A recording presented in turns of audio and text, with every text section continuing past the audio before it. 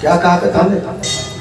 महाराज जी के जी शरीर तो पापों का भंडार है, इसको अगर शुद्ध करना है तो काशी का सेवन कर। काशी का सेवन, कथा सेवन, धर्म का स्थल सेवन। काशी का मतलब ही ये है। अब काशी सब जगह तो नहीं पहुंचा कि आप भी यहाँ से काशी नहीं जाती, ये काशी समझे। ये आपके संसार की वृत्ति को त्यागो। ये ईर्षा, जो द्वेष, ये कलह, ये किसी का अपनों का ही अपमान, ये शोभा नहीं देता है। इससे तुम्हारा कद बड़ा नहीं होगा। मैंने प्रातः काल की कथा में कहा था कि आप मेरे सेवादार हैं, बालाजी के सेवादार हैं, आप इस क्षेत्र के सेवादार हैं, मैं भी आपके साथ सेवादार हूं। लेकिन हम अपनी सेवकाई में कमी रखेंगे तो बालाजी सरकार की दृष्टि हम पर है। अगर आपने मुझे इस सेवा का प्रमुख बना के रखा है तो ये मेरा कर्तव्य बनता है कि मेरे सेवादार, मेरे सहपाठी, मेरे सहयोगी अगर इधर उधर कहीं भटकते हैं तो मेरा काम बनता है कि इनको कसौटी पे कसूं। आप अगर कसौटी पे नहीं कसे गए तो आप समझ लो कि जिसको मॉनिटर बोलते हैं, प्रमुख बोलते हैं, तो वो आपके प्रति प्रसन्न नहीं हो सकता। पिता की सेवा करो। माता जानकी ने साफ कह दिया था कि परमात्मा मेरे तो आप सब कुछ हो, मेरी साथ बंधन, साथ फेरे, साथ घाट आपके जीवन मरण के साथ है। मेरा सब कुछ आप है, संसार भी आप है और मेरे मान के सिंदूर भी आप है, मेरे शरीर के गहने भी आप है, मेरी तपस्या भी आप है, मेरी साधना भी आप है।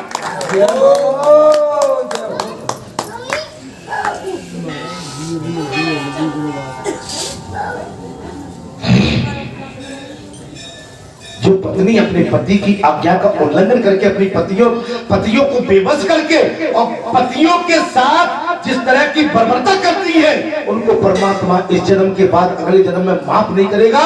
इसका फल हम आपको कोई भी हो, मैं किसी पर वो नहीं लगा रहा हूं, हमको भोगना पड़ेगा। जैसा करेंगे वैसा पाएंगे। जो पति कहता है, भगवान शंकर ने माता सती को बहुत समझाने का प्रयास किया, लेकिन माता सती एक नहीं मानती थी। जी भी कह दिया मेरे आराध्य प्रभु श्री राम है, ये पार ब्रह्म परमेश्वर विष्णु अवतार राम है, ये ब्रह्म है, ये लीला करे, इनके चक्कर में मत पड़ो।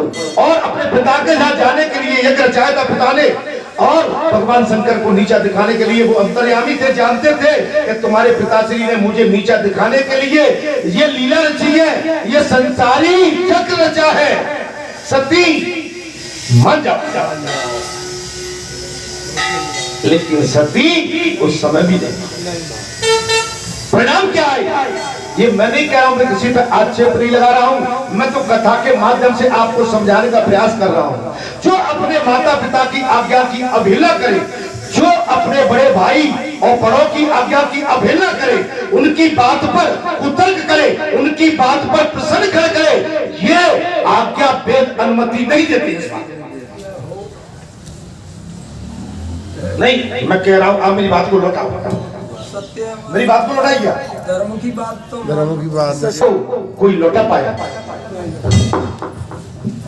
बड़ा भाई भी जब बड़ा होगा, जब छोटा बन के रहेगा, जब छोटों के लिए त्याग करेगा तब बड़ा भाई बड़ा बन के रह सकता है, अन्यथा वो बड़ा भाई कभी जीवन में बड़ा नहीं माना जाएगा। समझ में आ रही कि नहीं आ रही? और हमने त्याग किया था, भरत भैया के लिए त्याग कर दिया था। राम ने सोच लिया था कि मैंने कहीं यहाँ पर रहने की चेष्टा की तो हम भाइयों में महायुद्ध हो जाएगा। भाई भरत जैसा त्यागी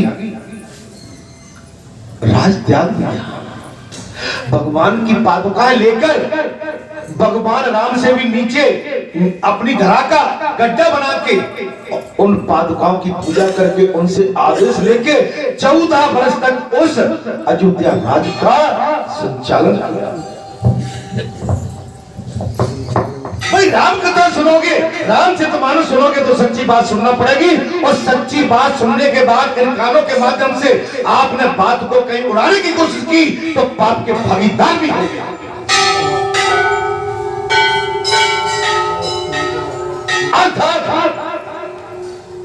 अतः पापों से भरे हुए इस मानव शरीर को अन्यत्र जानकर मन संसार का भय नाश करने वाले काशी क्षेत्र का सेवन करे।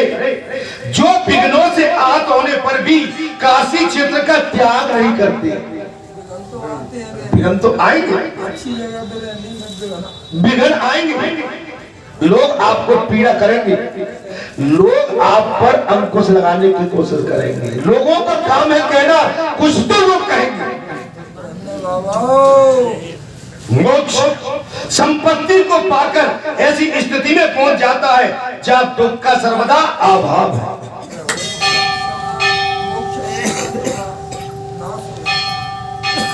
दुखों का विनाश।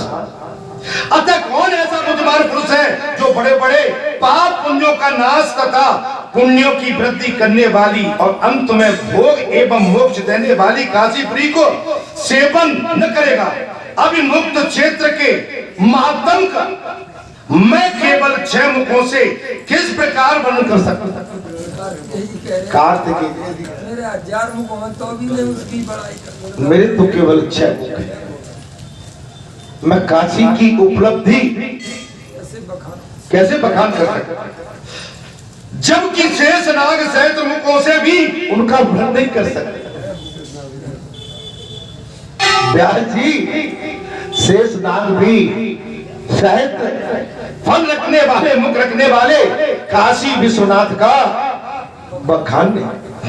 तब अगस्त जी ने पूछ लिया, भगवान ये अभिमुक्त क्षेत्र इस भूतल पर कब से प्रसिद्ध हुआ और किस प्रकार ये मोक्ष देने वाले, कब से प्राप्त हुई यहाँ ये भूतल, भूतल पर ये मोक्ष का स्थान कैसे बना, ये कैसे बना और कब से प्रसिद्ध हुआ और किस प्रकार ये मोक्ष देने वाला हुआ।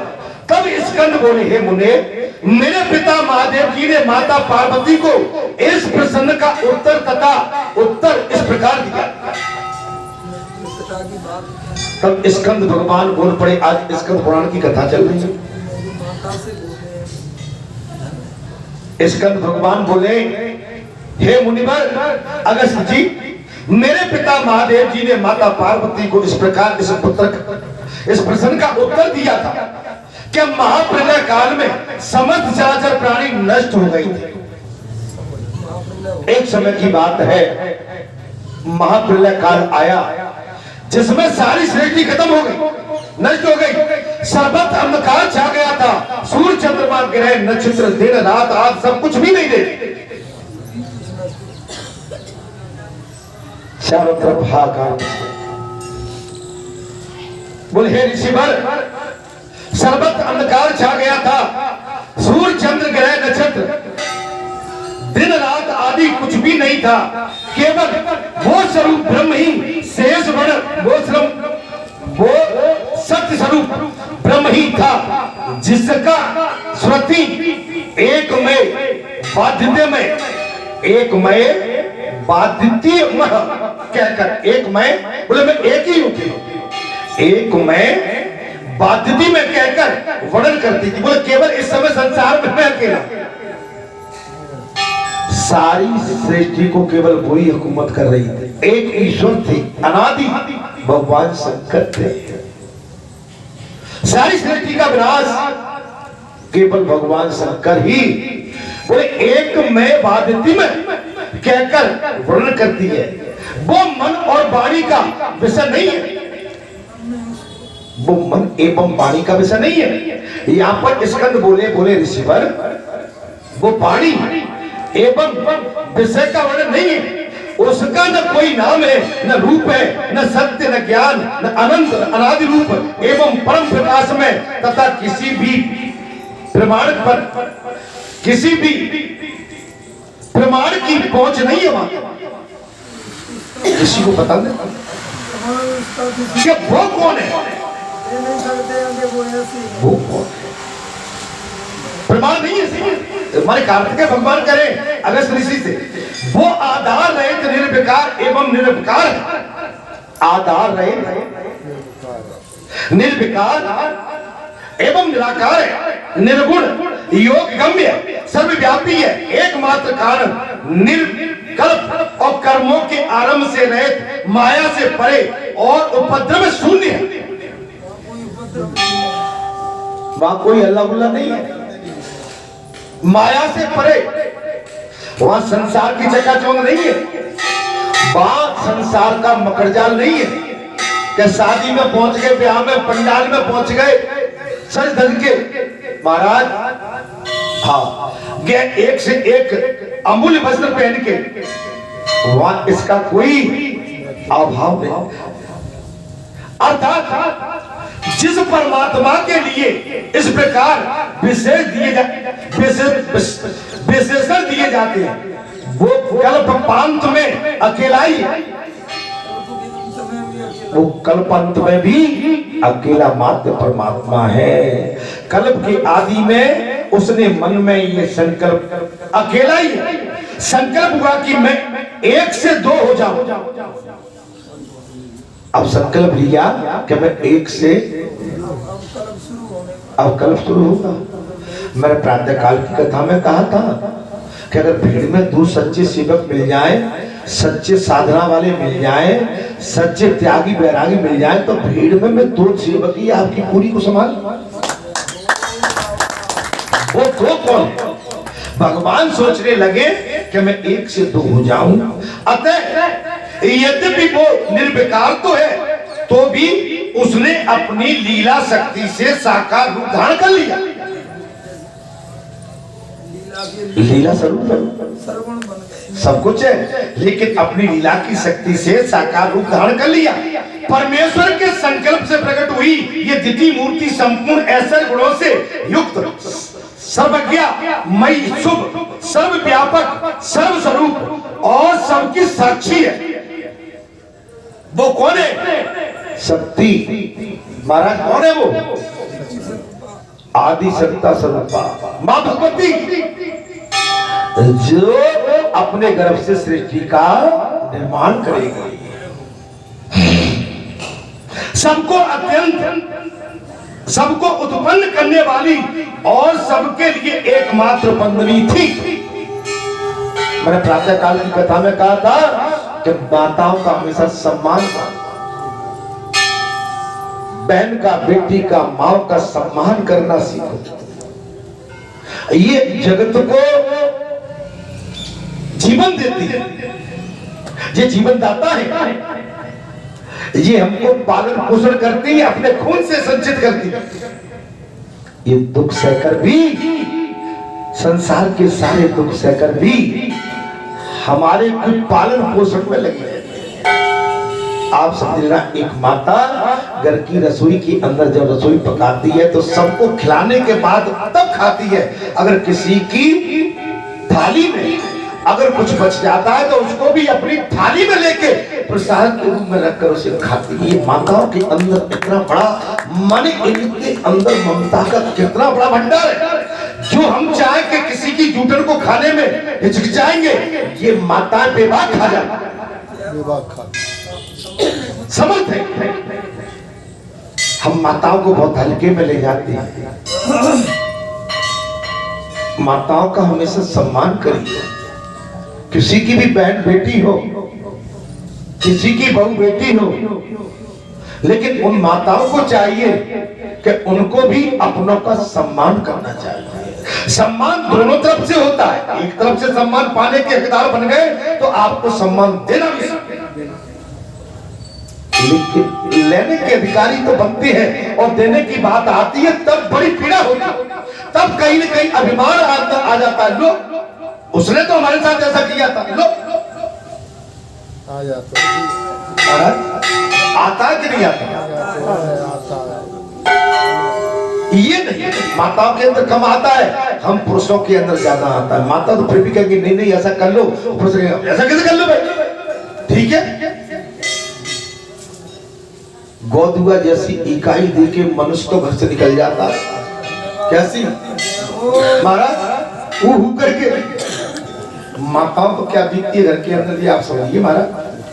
अर्थात हे प्रिय, उस निराकार पार ब्रह्म परमेश्वर की वो मूर्ति में ही मैं हूं। उस निराकार पार ब्रह्म परमेश्वर की मूर्ति में ही मैं, और अर्वाचीनी विद्वान मुझे ईश्वर कहते हैं।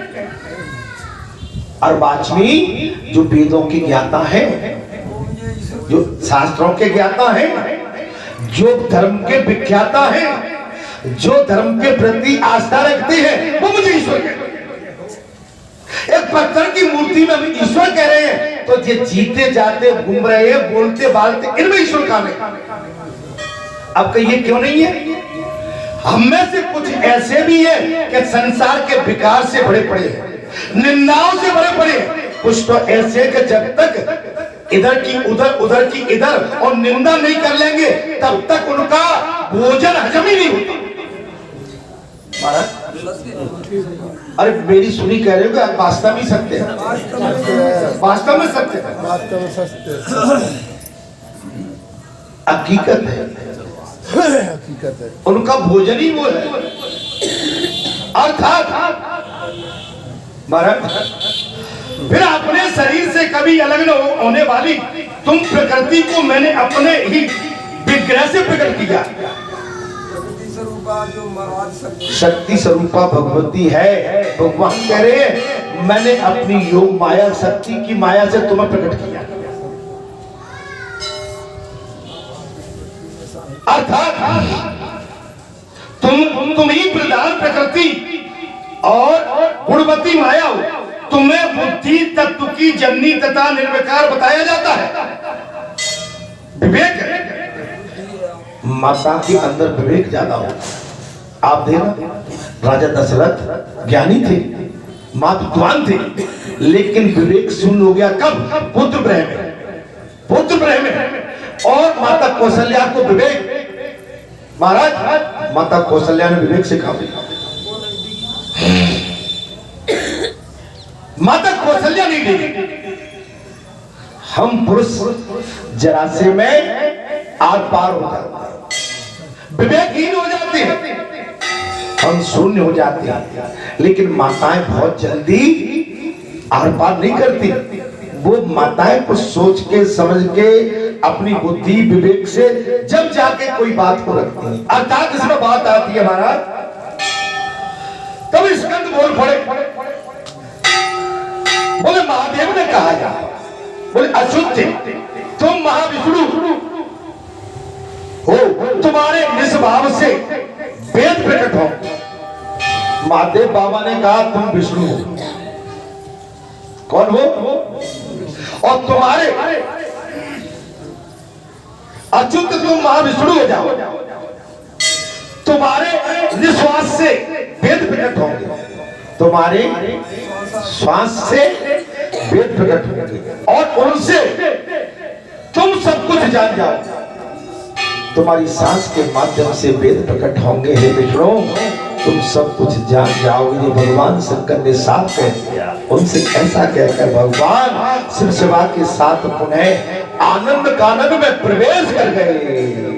भगवान शंकर माता पार्वती शक्ति के साथ आनंद वानन में पुनः आनंद कानन में प्रवेश कर गए। तत्पश्चात भगवान विष्णु ने क्षण भर में ध्यान में तत्पर होकर समस्याओं में ही मन लगाया और उन्होंने अपने चक्र से एक सुंदर पुष्प रेडी खोदकर उसे अपने शरीर के पसीने से जल से भर दिया। अपने शरीर के पसीने से जल से सुदर्शन चक्र को आदेश दे दिया। सुदर्शन चक्र ने गड्ढा बना दिया, तालाब बना दिया और भगवान विष्णु को पसीना आया और पसीने से उस गड्ढे को जल से भर दिया। फिर उसी के किनारे घोर तपस्या की। भाई विष्णु भगवान को जो ये शक्ति आराम से नहीं मिली, उन्होंने घोर तपस्या की। तब शिव जी पार्वती के साथ वहां प्रकट होकर बोले हे महाविष्णु तुम पर मांगो। आप वरदान मांग लो किसी लिए। ये कथा सुनिया तो क्यों फिर चटपटा जा रहे? आप हम कथा को कैसे भूल सकते हैं? आप हम अपने समय को व्यर्थ में क्यों गमा बैठते हैं? आप हम क्यों समय गंवाते हैं? जिसके घर में कोई घटना भी हो जाती है तो मंगलवार को तो कोई मिलने मिलाने घर पे नहीं आते ना। अरे यहाँ नहीं बैठ सकते हो तो बगल में बैठ के कथा को कैसे हम छोड़ देंगे? हम केवल एक बहाना ले लेते कि हमारे घर के अंदर की घटना हो गई, अब हम 4 दिन 5 दिन से बढ़िया रहे, अच्छी चीज मिल गई, छुट्टी हो गई, बात बस किसी पर नहीं, इसका मैं भी भूमि, इससे मत पूछो भाई। मिलना जुलना तो आपका मैंने देखा कि सोमवार, बुधवार, शुक्रवार और शनिवार को होता है, यही होता है ना।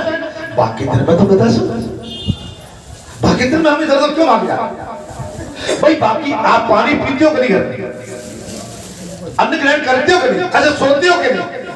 जब चाय पीते हो, पानी पीते हो, सब करते हो, तो कथा को क्यों जाने? भाई कथा आपको नुकसान थोड़ी करेगी, कथा तो आपका कल्याण करेगी। ऐसे दुख के और संकट के समय में ये कथा आपको और शक्ति देगी। और शक्ति बावड़ी गति लग गई। जब छोटे बच्चे होते हैं, हमारा कथा बहुत ही मार्मिक है। महाराज पसीने के जल से उसको भर दिया महाराज, तब विष्णु भगवान बोल पड़े महाराज, फिर उसी के किनारे घोर तपस्या की है और शिवजी पार्वती के साथ वहां प्रकट हो गए, बोले हे मां विष्णु तू वरदान मांग। तो हम भी आपकी तपस्या से प्रसन्न, वरदान तो मांग लो, क्या लेना चाहते हैं? दया पूरी बनी हुई है, अब दया आप कैसे ले सकते हो? देख लो आप कैसे ले सकते हो भाई। दया लेने की भी हमारे अंदर वृत्ति होना चाहिए कि हम वास्तव में दया लेने आए हैं। तो मैं आपको उसी प्रकार से हाथ उठा के कहता हूं, मैं वो दया दे दूंगा। आप केवल मुझसे रिश्ता मान के मुझे बहलाने आए हो, तो मैं भी कह दूंगा भैया इनको ऐसी दे देना जो पहले रहे।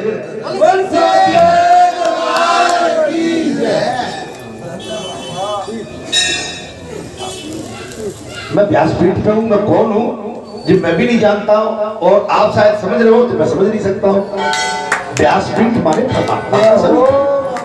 व्यासपीठ पर जो भी आसीन होता है वो भगवान का स्वरूप है, भगवान का प्रतिनिधि है, भगवान का ही अंश है। स्वयं उसी के अंदर भगवान वेद वाणी के माध्यम से कथा आपको दे रहे हैं। लेकिन आप मुझे अपने घर का, परिवार का, गांव का, गली का, अपना नातेदार, ये तुम्हारी भूल है, इस भूल में यहाँ से निकल जाओगे तो तुम्हारा कल्याण है। फिर मैं सच्चे भाव से आशीर्वाद दूंगा कि आपको केवल भगवान ऐसा आशीर्वाद देगा कि जिसमें आपका कल्याण ही कल्याण भरा।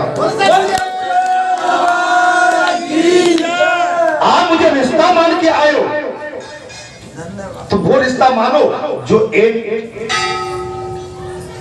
सबके लिए नहीं, जो केवल अकेले के लिए रिश्ता माना जाता है। तब विष्णु भगवान बोले देव देव हे महेश्वर, यदि आप प्रसन्न हैं तो मैं सदा भावनी सहित आपका दर्शन करना चाहता हूं। आप मुझ पर प्रसन्न हैं, आपके दर्शन करता, मैं भावनी सहित, भावनी अर्धांगिनी माता बैठे, माता शक्ति स्वरूपा, माता शिव स्वरूपा, मैं उनके सदैव दर्शन करता। तब भगवान से बोले एवं बस बात आपकी लग गई, बताओ आप लेने में संकोच करो तो इसमें मेरा कोई दोष नहीं है। आप लेने में संकोच मत करो, भगवान के दरबार में सच्चे मन से आप अपनी मनोकामना उनके चरणों में भेंट कर दो, आपको मिल जाएगा। मैं सच्चे मन से जनार्दन इस स्थान पर मेरी भगवान से बोले, कथा को सुनिए महाराज। बोले भगवान से बोले एवं वस्तु जनार्दन इस स्थान पर मेरी मणि जड़ित कड़िक मणिमय कुंडल गिर पड़ी है, इसलिए इस तीर्थ का नाम मणिकर्णिक रखा। मणिकर्णिका, काशी का नाम मणिकर्णिका। तब विष्णु ने कहा हे प्रभु, ये मुक्तमय कुंडल गिरने से ये उत्तम तीर्थ मुक्ति का प्रावधान क्षेत्र हो, यहाँ शिव स्वरूप अनवर्चनीय ज्योति प्रकाशित होती है, इसलिए इसका दूसरा नाम काशी प्रसिद्ध होगा।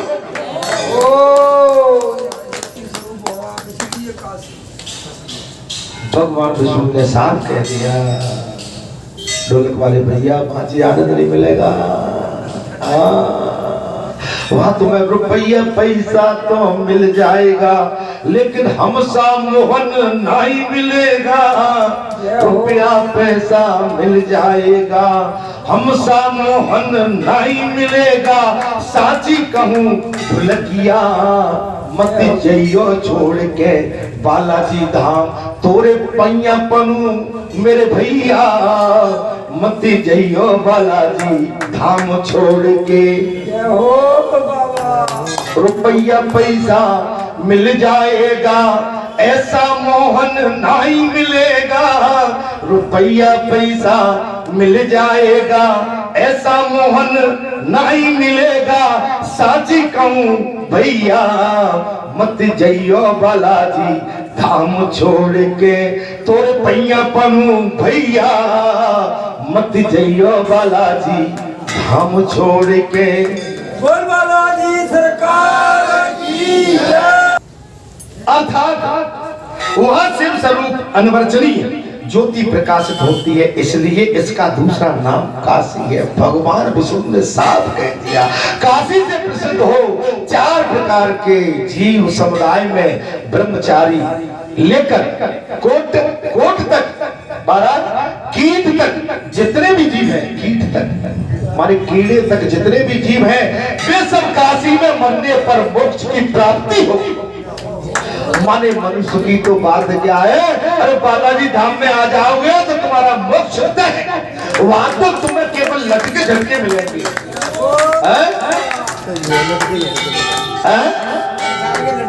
लटके झटके मिलेंगे। सिनेमा हॉल में जाओगे तो संसार के झटके मिलेंगे, और भगवान के दरबार में आओगे तो मंगल कार्य के आपको वरदान मिलेंगे। आप समझ। तथा इस मणिका नाम श्रेष्ठ तीर्थ में स्नान संध्या जप होम वेदांत तर्पण पिंडदान गौभूमि तिल स्वर्ण अश्वदीन दीप अन्न वस्त्र आभूषण और कन्या इन सब का दान करने पर यज्ञ व्रतोपान्य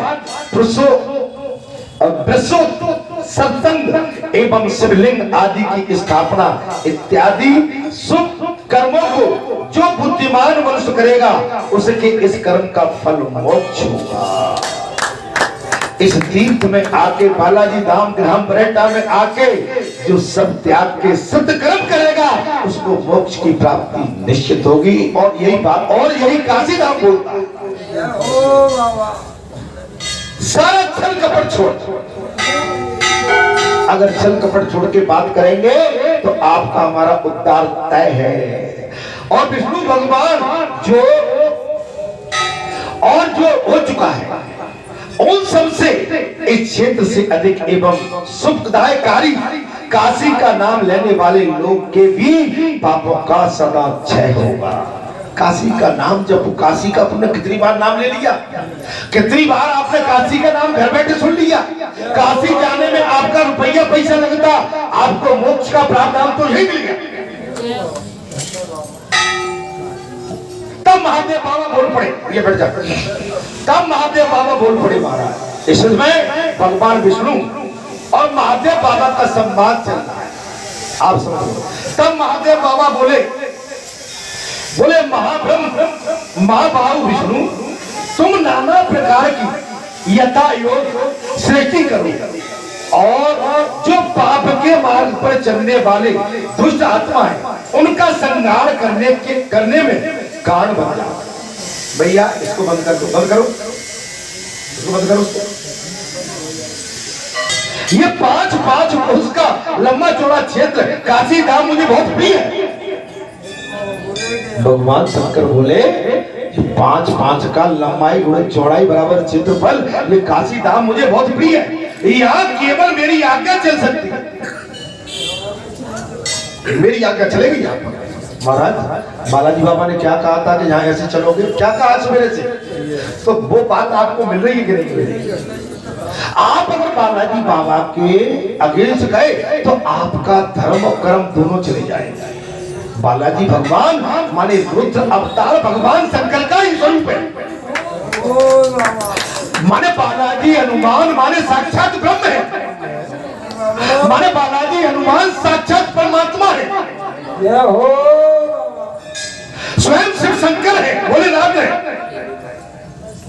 आप भगवान शंकर, आप बालाजी को हल्के में मत तोलो। और माता जगत जननी वैष्णव मैया उनकी सामने बैठी हुई है। अगर भगवान बालाजी पुत्र बन के बैठे हैं वही स्वरूप में, तो वो जगदम्बा सामने बैठी हुई है। बाबा बोल साचे भगवान की जय। हम माता जगत जननी की आस्था में, उनकी सेवकाई में, उनकी चरण वंदना में, उनकी साधना में, उनकी किसी भी आरती में, अर्चना में, हम अपनी माँ की आरती अर्चना में कोताही न बरतें।